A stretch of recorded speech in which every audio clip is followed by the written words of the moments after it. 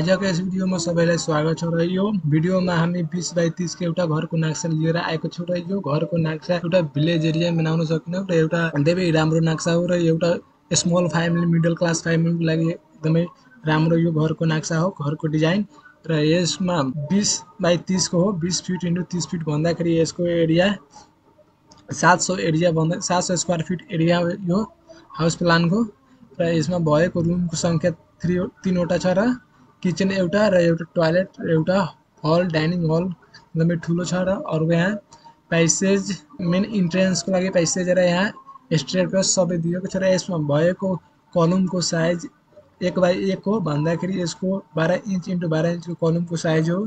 र यसमा भएको नम्बर्स अफ कलम भन्दाखेरि यसमा 12 वटा कलम हो र यसमा आउटर र इनर वाल भन्दाखेरि आउटर बाहिरको वालको थिकनेस 9 इन्चको र भित्री वालको थिकनेस 5 इन्चको र यसमा भएको बेडरुमको 3 वटा बेडरुम हो जसको साइज पहिलो बेडरुमको यहाँ बेडरुमको साइज 8 फिट 1 इन्च × 11 फिटको यो एउटा बेडरुम हो र अर्को यो बेडरुम 10 फिट × 11 फिटको यो एउटा बेडरुम हो र अर्को यो बेडरुमको साइज 10 फिट × 11 फिटको यो बेडरुम हो र 5 फिटको पैसेज हो हल भन्दाखेरि